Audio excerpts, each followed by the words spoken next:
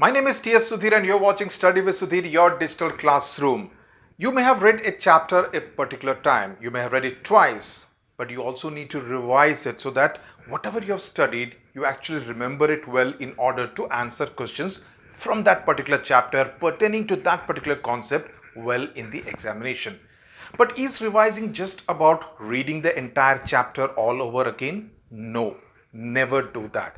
In fact, what I'm going to tell you are 5 effective revision techniques, and these are based on my own personal experience, what has worked for me, what has not worked well for me, and also management tricks and techniques for revision. So this is on proven scientific formulae as to what works best as far as revision of chapters is concerned. But before I start, I want to focus on this particular word that I've written here, because obviously all of us prepare our notes in order to make it easier for us during revision time, right? Because obviously you can't read the entire textbook all over again. Many of us do that, even I have done that. But a more effective way is to actually write your notes and then look only at the notes before the examination, in the run-up to the examination. Now, the big mistake most students actually make, okay, at least many students actually make, is to borrow notes from seniors or from other classmates, the more efficient classmates who may have already prepared their notes and are willing to lend their notes, or from some other teacher or educator, and say that, okay, it worked for him or her, so it will work for me also. Sorry to say, it does not work like that. And I've said this many times. You need to make your own notes after reading a particular chapter, after listening to a particular chapter's explanation on a channel, or listening to your teacher explaining it in the class. You need to make your own notes, because it is for you to actually consume those notes. What works well for me will not work well for my classmate or my sibling the next year, or even for anyone else. This is something which people need to realize, because when someone else is writing the notes, he or she is making the Lakshman Rekha according to what he or she thinks. That Lakshman Rekha will not work for you. Okay, because he or she is making the notes depending on his or her aptitude, not according to your aptitude. There is no one size fits all when it comes to making notes. Okay, when you make the notes, it's like, whatever he or she has made, you're expected to operate only with that kind of a study material. Now, that study material may be good, bad, ugly, we don't know, but you are confined to that study material. Don't do that, because only you know what works best for your mind. Okay, it's like, a young player going to a cricket coach. Now, if that cricket coach has only known to bowl off spin or leg spin, he'll never be able to teach you a googly or a dusra. For that, you will need to go to another coach, learn it from someone else, make your own notes. Even while learning the off spin and leg spin from your coach, you need to tweak it according to your own height, your body posture, the way you hold the ball, everything. So each person is different. The body is different, the mind is different, and therefore the notes also have to be your own. Okay, so that is something which I have said this enough number of times. I repeat it. This is something which I strongly believe in.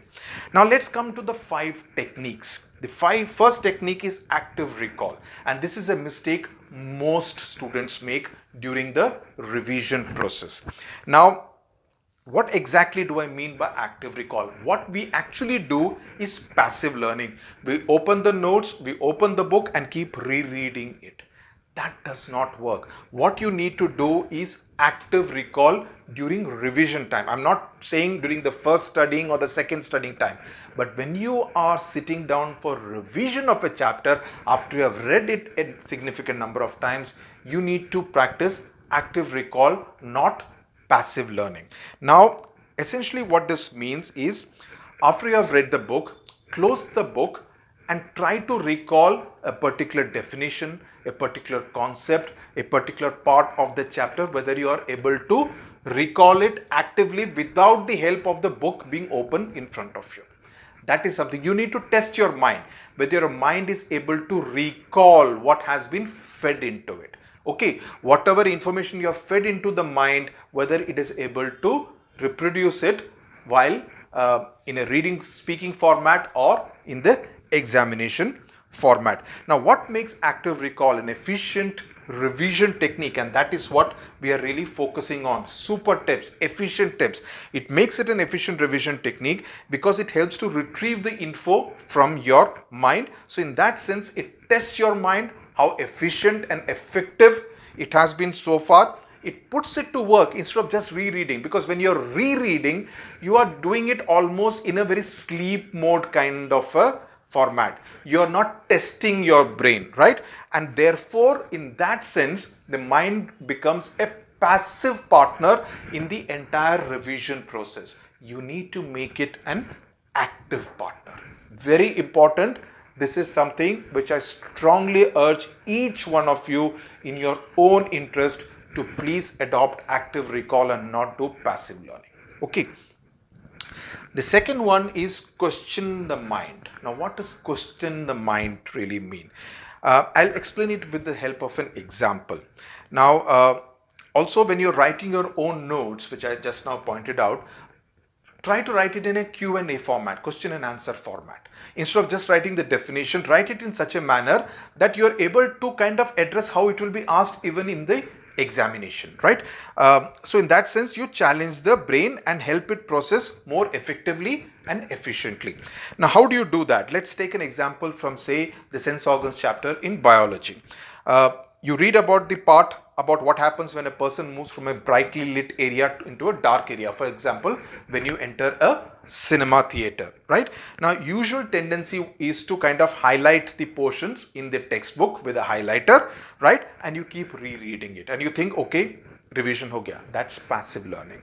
What you need to do, even when you write your notes, is to write it in the form of a question. What happens, what I just now said, when a person moves from a brightly lit area into a dark area like a cinema theater, and then write the answer, so that when you are revising it, close the answer and see whether you are able to answer the question just the way it will be asked in the question. So in that sense, your mind gets tuned to kind of answering a question the way it will be asked to you in the question paper, instead of just reading the way it is written in your textbook. And if you just copied that particular fact from the textbook onto your notes, which is why I say your notes have to be according to what will work for you in the best effective manner. Okay, so ask a question, and then while revising it, your mind will be more tuned to an examination way of revision, right?